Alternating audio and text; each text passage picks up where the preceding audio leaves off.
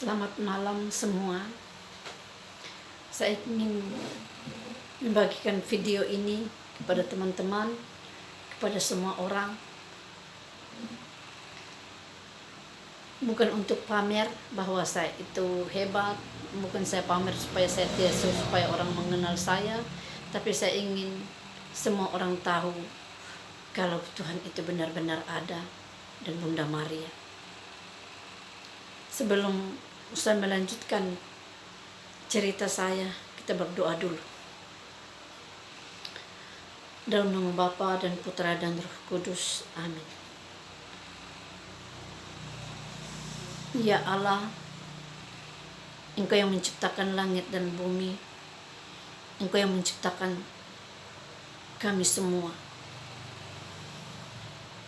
Terima kasih, kami bersyukur karena Engkau selalu membimbing kami pada saat sekarang, sampai pada saat sekarang ini. Kami ingin menceritakan kebaikan-Mu kepada semua orang, bahwa Engkau dahsyat, bahwa Engkau baik kepada semua orang, agar nama-Mu selalu dipuji kini dan sepanjang masa. Amin. Sembahyang malam. Ya Tuhanku dan Allahku, aku berlutut di hadapan-Mu dan bersembah sujud kepadamu Raja tertinggi. Aku mengucap syukur kepadamu atas segala kemurahan-Mu, terlebih atas pemeliharaan-Mu pada hari yang lalu.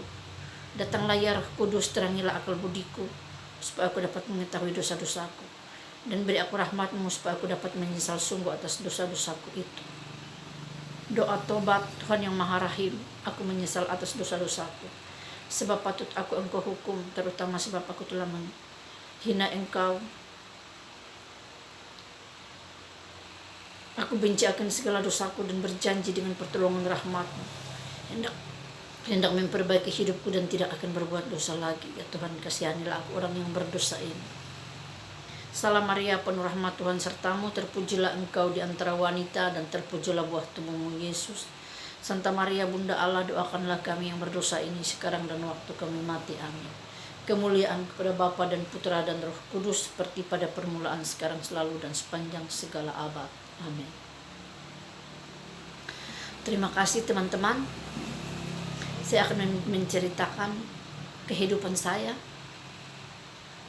Saya sejak kecil, ibu saya sudah meninggal, kami dilahirkan ada 9 orang. Saya anak ke-8, kemudian lahir yang ke-9 juga laki-laki.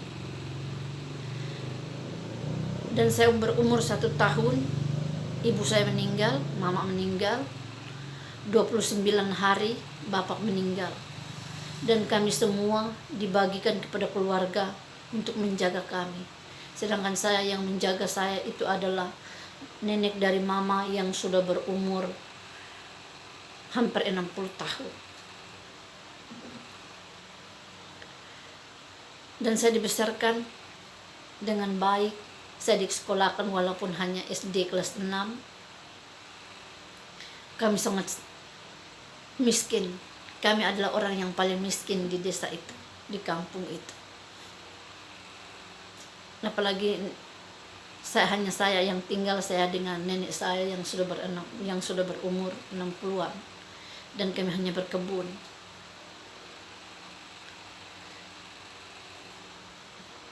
Tetapi Tuhan baik, Dia memelihara saya, dan saya berjuang untuk sekolah. Walaupun dari SD kelas 1 sampai SD kelas 6 itu saya tidak pernah memakai sepatu. Saya masih ingat. Saya memakai sepatu pada waktu itu sampai saat saya sudah hampir tamat SD kelas 6. Dan ada keluarga yang membelikan saya sepatu dan saya memakainya. Saya merasakan, wah, bahagianya. Begini kerasanya orang yang memiliki sepatu, sedangkan teman-teman yang lain, mereka punya orang tua, mereka punya keluarga yang mampu, mereka dibelikan apa saja. Dan saya saat saya sekolah minggu, saya masih di Protestan, saya berapa tahun, hampir 2 tahun itu saya tidak pernah ke sekolah minggu, karena saya tidak ada baju yang layak. Lalu saat kami musim pasca, dan tiba-tiba saya ikut ke sekolah minggu dan kami sekolah minggu tuh absen. Jadi mereka panggil nama saya, tiba-tiba hadir. Lalu ibu guru sekolah minggu saya, dia lihat saya lama-lama dan saya sembunyi. Waktu itu saya masih SD kelas 4, kelas 5 begitu. Saya hidup dengan nenek saya itu yang baik, yang menjaga saya. Kemudian saya umur 19 tahun, saya pergi ke Malaysia. Waktu saya pergi, saya tidak pamit. Ada orang yang mencari tenaga kerja, katanya di Nunukan itu ada orang yang membutuhkan pekerjaan dan di sana kerjanya baik, gaji mahal. Karena waktu itu saya kerjanya di Luwuk, pembantu rumah itu hanya waktu itu 25.000 satu bulan. Dan saya bekerja di situ kira-kira 6 bulan. Lalu saya mendengar ada tenaga kerja yang dibutuhkan di Malaysia, Kalimantan, dan saya dengan teman-teman ikut suatu rombongan yang pergi ke sana, tapi kami tidak tahu bagaimana ya. Kami sampai di sana, sampai di Makassar tembus ke Nunukan, tapi anehnya di Nunukan juga mereka buat jahat. Ya mungkin sebagai manusia ya, mereka melihat saya, lalu mereka membawa saya di sebuah hotel. Hotel itu namanya Hotel Firdaus, sekarang masih ada di Nunukan. Saya tidak tahu mereka punya rencana bagaimana, tapi saya berhasil meluluskan diri. Saya melarikan diri dan saya pergi ketemu teman-teman. Lalu teman-teman tidak percaya kalau saya itu diantar ke hotel, padahal saya dibohongi. Begini-begini dan saya ikut saja, padahal mereka membawaku di hotel. Tetapi saat sampai di hotel juga saya berhasil untuk lari kabur. Lalu kami pergi ke Malaysia, teman-teman bilang kalau begitu kita sama-sama ke Malaysia. Waktu itu kami ada 26 orang, sedangkan yang perempuan itu hanya 2 orang. Kami berasal dari Luk Banggai, Poso, dan Sulawesi Tengah. Sampai di Malaysia ternyata kami dijual. Kami dijual di Malaysia dengan per kepala itu 550 ringgit. Tapi baiknya kami dijualnya itu di kontrak di perkebunan di Borneo Samudra, waktu itu namanya Borneo Samudra, Bagahak, di Lahad Datu, Sabah, Malaysia. Kami bekerja di situ. Kami bekerja potong rumput pakai parang, gendong pom, kalau Malaysia bilang selasing. Dan di situ kami kerja berbulan-bulan, kami tidak dikasih gaji, hanya dikasih makan, walaupun makan nasi kosong. Kami bekerja tiap hari, siang panas, hujan. Lalu saya jatuh sakit, sekitar 6 bulan. Kami bekerja di kebun itu, saya jatuh sakit. Lalu kami ada mandor di situ, orang NTT, orang Lembata. Dan dia maunya dia mengambil saya sebagai istrinya, kemudian dia bayar yang tadi harga yang kontrak sudah beli ke kami. Tapi waktu itu saya tidak mau. Setelah saya sakit, baru semua orang bertanya kepada saya, bagaimana, apakah kamu itu mau kepada orang itu, karena dia mau menjaga kamu, untuk menyembuhkan kamu, karena di sini tidak ada keluarga. Kontraktor itu hanya butuh uang, tapi apabila kita sakit mereka tidak pedulikan kita. Lalu mereka bilang iya terserah. Lalu mereka bawa saya di rumahnya mandor itu. Saya sementara keadaan sakit parah, sakit yang sudah hampir tidak sadarkan diri lagi. Lalu dia merawatku beberapa bulan dan saya sembuh. Sedangkan mandor ini dia sudah berumur 50 tahun lebih, sedangkan saya baru 19 tahun. Dan dia juga punya istri di Lembata, dia juga punya istri di Malaysia, bangsa Kedasan Dusun. Tapi saya hidup dengan dia juga menyetujuinya, jadi kami tidak pernah berkelahi. Kami tidur satu rumah, kami tidur satu kamar. tapi kami tidak pernah bertengkar. Dia punya anak dan saya juga punya anak. Saya bersama dia. Kemudian disitulah saya tinggal dengan mandor itu dan kami punya anak. Disitulah saya melihat Tuhan Yesus. Saya melihatnya dia seperti ini, posisinya dia begini. Tuhan Yesus yang tergantung itu, dia turun di salibnya itu, dia berdiri di sebuah gereja. Dan gereja itu saya tidak tahu waktu itu masih di sana, hanya saya melihatnya. Dia bilang, marilah ikut aku. Ya, kata-kata itu kata-kata panggilan. Namun waktu itu saya belum terlalu mengerti dengan Tuhan. Memang ada, saya tahu, percaya Tuhan itu memang ada, saya percaya.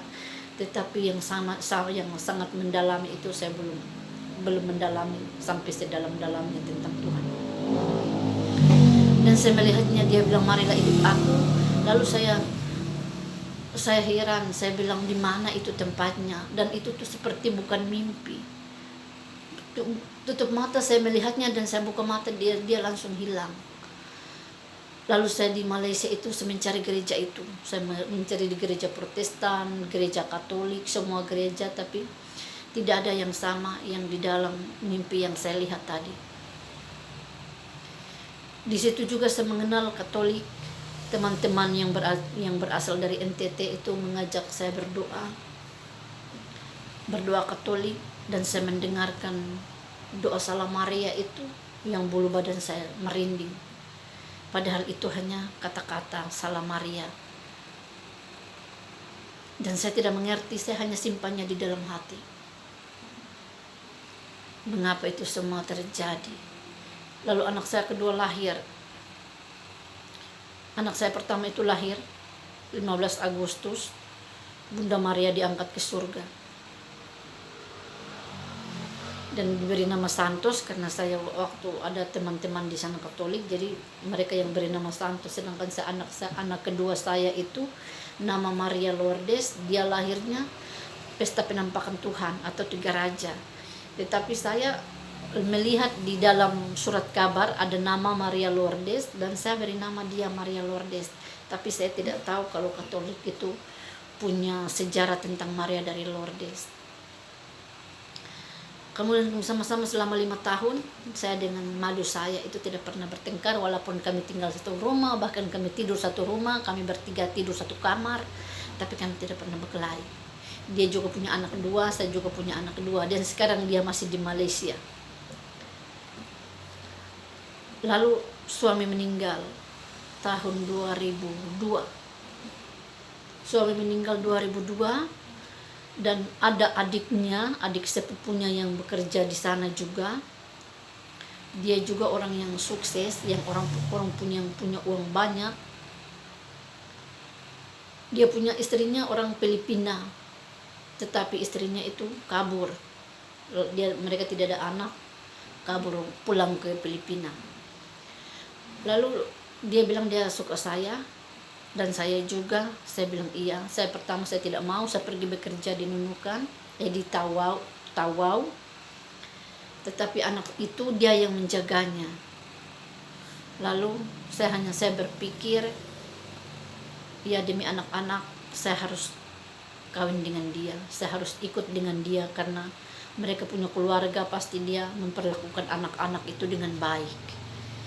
Dan saya ikut dengan dia. Kami tinggal sama-sama.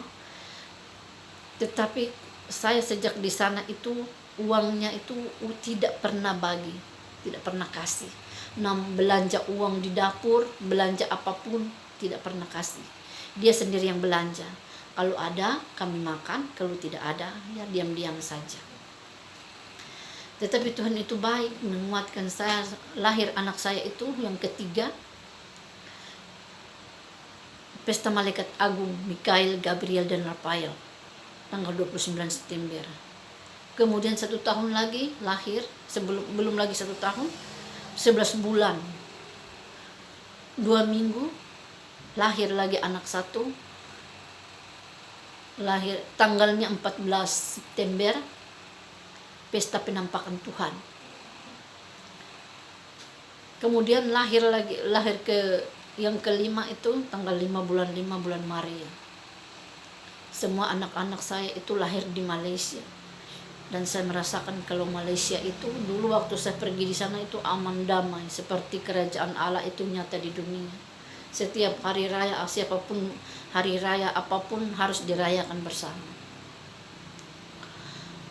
Di situ saya mengenal Katolik. Saya menginjakkan kaki pertama itu di gereja Saint Dominic Lahat Datu Sabah, yang alamatnya di Jalan Sandakan, Batu 1 Jalan Sandakan, gereja Saint Dominic.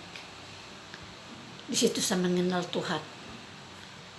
Anak saya itu sudah bertumbuh besar, sudah 8 tahun, 7 tahun, namun dia belum sekolah.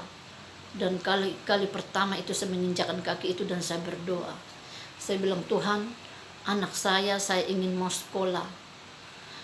Apakah dia di NTT, di Malaysia, Kalimantan, atau di Sulawesi, tapi saya mau anak saya sekolah. Sedangkan suami saya itu tidak pernah kasih uang. Dia anak itu bisa sekolah, namun biayanya mahal karena kita hanya pakai paspor. Waktu itu saya tidak ada paspor, jadi kadang-kadang kalau ada checking kami hanya pergi sembunyi. Tetapi suami saya itu, dia itu seorang pekerja di kontraktor Fordeco Sendirian Berhad, di bekerja jalan. Dia pengawas dan dia sudah cukup lama di Malaysia dan uangnya juga banyak, tetapi hidupnya ya seperti itu. Dia hemat, dia tidak keluar uang sembarangan. Tapi saya tetap bertahan karena saya tanya ke dia, saya bilang, kenapa hidup kita itu seperti ini, tidak bisa berikan uang, tidak bisa biaya makan minum saja hampir tidak mampu. Lalu suami saya katakan, ini uang ini saya simpan untuk masa depan kita. Kalau kita pulang ke NTT, saya akan beri modal dan saya akan beri uang untuk ke Sulawesi untuk ketemu dengan keluarga. Dan saya bertahan sampai di sana, sampai seperti itu. Tetapi karena kami sudah punya tidak ada paspor dan checking itu di rumah-rumah, dan saya bilang, saya bertekad untuk pulang. Saya bilang, biar walaupun bagaimana itu lebih baik saya pulang bersama anak-anak. Lalu dia bilang dia tidak memberikan uang, tapi waktu saya kerja di Tawau, saya membeli emas, dan emas itu saya simpan, kalau memang saya punya kebutuhan saya akan jual itu emas. Lalu dia bilang, tidak, kita harus pulang sama-sama. Akhirnya 2008 itu kami pulang di Lembata NTT.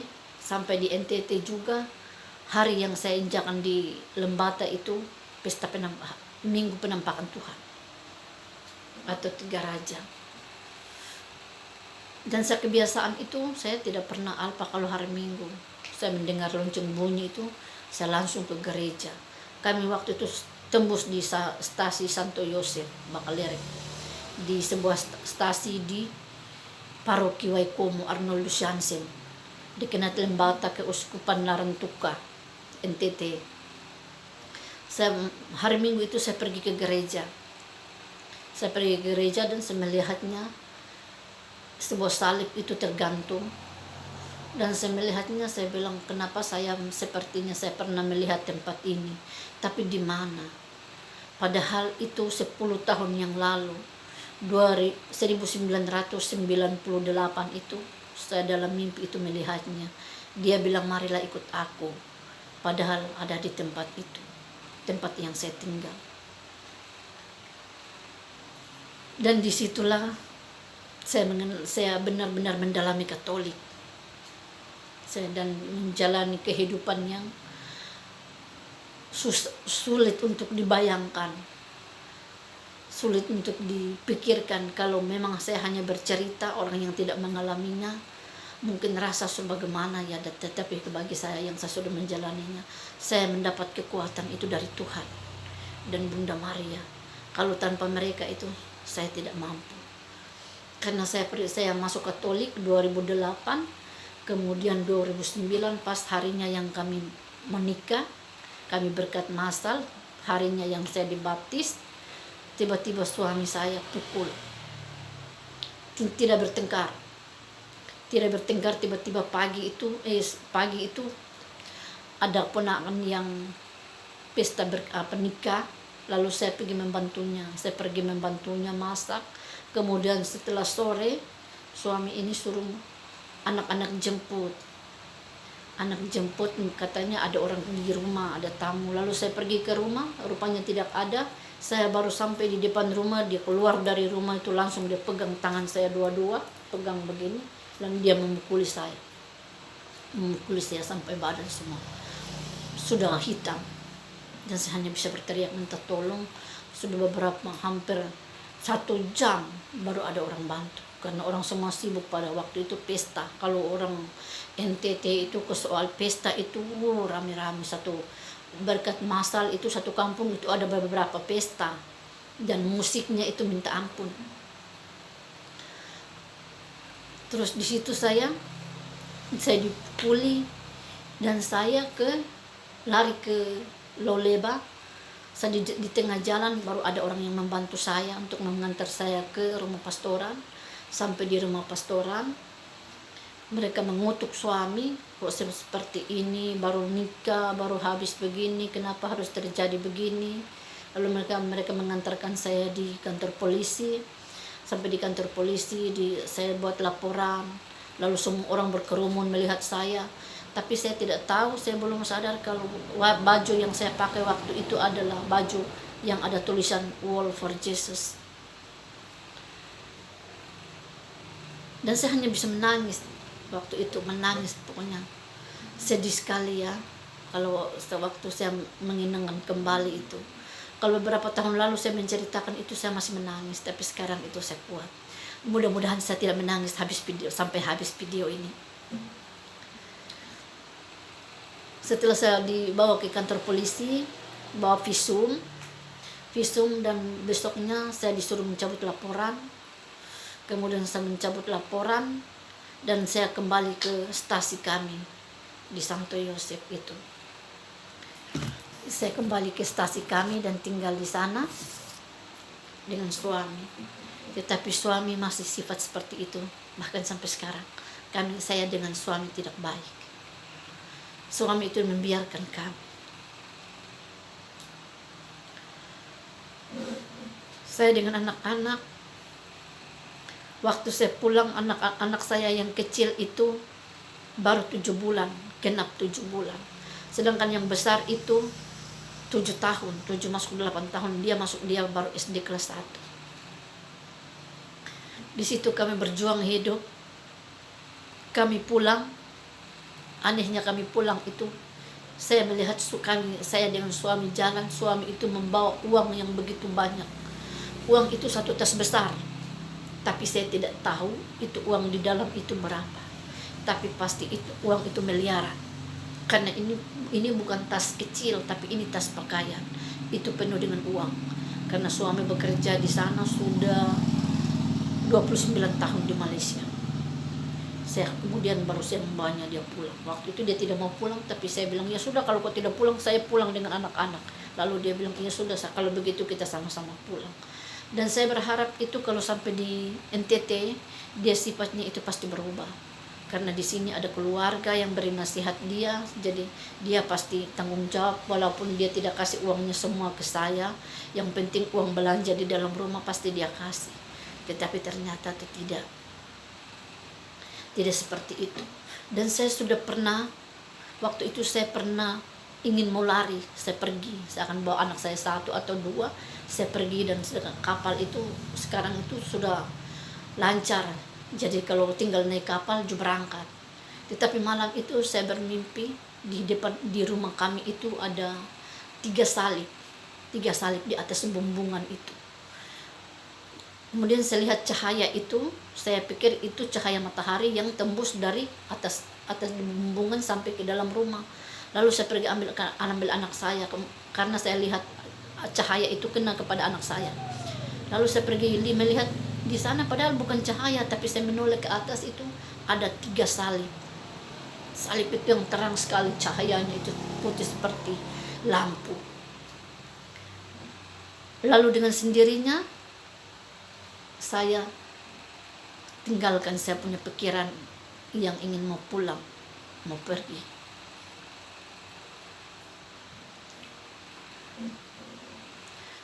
Dan setelah saya hidup seperti itu, saya bikin rumah sendiri. Saya membuat rumah sendiri dan saya tidak tinggal bersama dia. Biarkan saya hidup sendiri, saya berkebun, pakai mereka dorong punya tanah di sini, tapi saya yang sendiri yang bekerja dengan anak-anak. Saya bekerja apa saja, supaya kami bisa sambung hidup untuk makan minum. Ini anak ada 5 orang anak.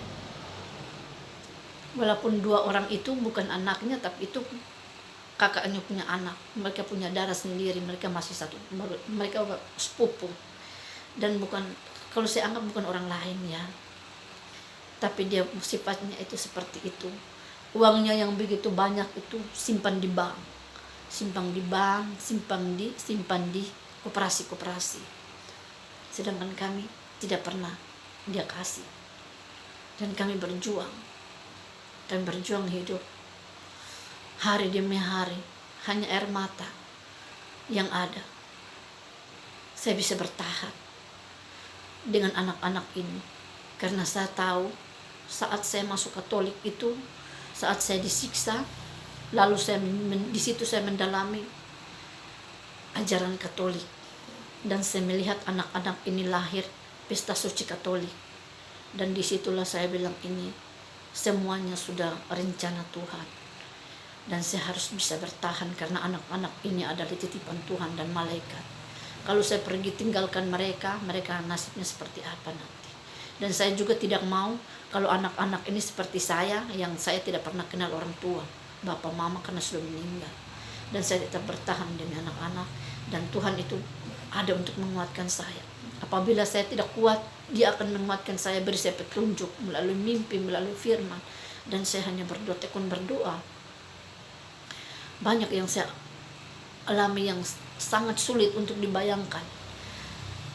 Uang yang begitu banyak, namun tidak pernah kecapi, tidak pernah nikmati istri dan anak-anak, tidak pernah kecapi bahkan sampai sekarang. Anak saya sudah 4 orang yang tamat SMA. 2 orang itu saya hanya suruh mereka sudah tamat SMA, mereka pergi keluar dari Lembata untuk cari kerja, dan sekarang satu di Bali, satu di Kupang, di kota Kupang. Mereka bekerja di sana, dan mereka mengirimkan uang sedikit-sedikit untuk kebutuhan. Dan setelah saya 10 tahun di kampung itu, karena saya tinggal di sana juga, kami masing-masing rumah, suami rumah lain, saya rumah lain, hanya kami 1 kintal saja, tapi rumah berbeda. Karena sifatnya seperti itu, jadi saya tidak bisa bertahan. Lebih baik saya hidup sendiri dengan anak-anak. Kalau mau makan tidak makan, daripada kalau mau minta ke dia masih bertengkar, mau minta begini masih bertengkar. Jadi saya bilang lebih baik saya seperti ini. Lalu 10 tahun saya di sana, saya keluar tinggal di Loleba, di kota sampai saat sekarang ini. Saya hanya saya tinggal di kos-kosan. Saya bekerja di toko saya keluar masuk di toko, membantu rumah, kadang saya kerja di biara, saya di mana-mana. Tapi setiap tempat saya bekerja itu pasti ada sesuatu yang ingin saya tahu, ingin Tuhan tunjukkan, dan aneh sekali, luar biasa sekali Tuhan. Saya belajar dari semua itu, semua salib yang saya pikul itulah pelajaran yang berarti bagi saya. Kalau kita mau sekolah, kita mau kuliah, itu pasti tidak mendapatkan seperti itu. Tapi dengan penderitaan seperti itu, dengan berkat dengan salib yang saya bawa setiap hari, disitulah saya belajar. Orang yang baik, orang yang tidak baik, saya pasti temukan. Orang yang macam-macam lah. Kita tidak bisa omong karena dosa ya. Begitulah hidup manusia. Ada yang hanya mengolok, ada yang suka fitnah, ada yang suka begini. Tapi saya punya prinsip hidup. Bahkan ada yang bilang saya harus pulang ke Sulawesi, bawa anak-anak, harus pulang ke keluarga. Tetapi saya berpikir di sana juga kita hidup memulai hidup yang baru, dan apalagi di sana. Dan saya tidak mau, karena di sana juga saya bukan lagi Protestan. Saya di sana saya di sini sudah menjadi Katolik, dan di sana tidak ada Katolik. Dan bagaimana saya mendapat kekuatan kalau saya harus pulang ke sana? Dan saya pernah pulang juga, dan saya menceritakan pengalaman saya keluarga, dan keluarga itu sangat mendukung.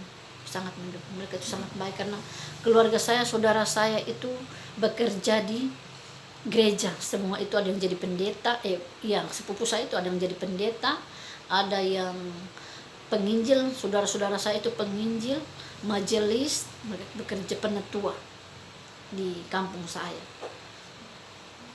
Dan Tuhan itu begitu baik. Kami mungkin karena kami sudah sejak kami kecil sudah mendapat susah, dan Tuhan menghibur kami. Kami sangat susah dan sangat miskin. Bahkan sampai sekarang saya sudah berumur 40-an ini, saya tidak pernah merasakan kebahagiaan itu, orang yang kaya itu seperti apa. Orang yang saya hanya merasakan itu, saya paling di bawah, dan saya tidak punya apa-apa. Tetapi saya tahu Tuhan mengajarkan semua itu supaya kita menjadi rendah hati, supaya jangan sombong. Semua itu jalan Tuhan. Karena itulah kita mempunyai kesempurnaan, mungkin pasti begitu. Tuhan tidak mau kita berpoya-poya di dunia, kita senang-senang di dunia lalu tidak ingat orang lain.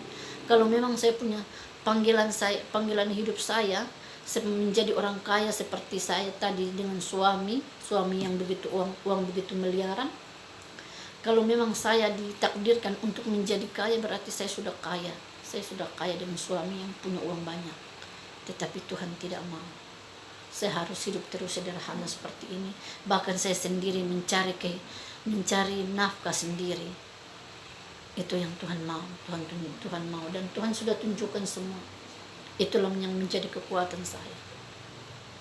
Dan Tuhan itu begitu baik, dahsyat ya. Saya bersyukur sekali. Tuhan memberikan saya jalan hidup seperti ini, panggilan hidup saya seperti ini.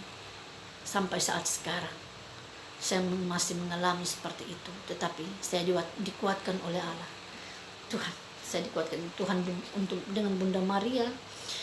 Dan sekarang saya di kos-kosan itu saya tidak bekerja lagi, tapi saya hanya jual, ada kios kecil dan menjual es. Kemudian bisa membiayai makan minum hidup saya, dan banyak orang yang minta bantuan untuk doa. Saya pergi berdoa dan menjamah mereka, dan syukur mereka percaya, dan mereka dapat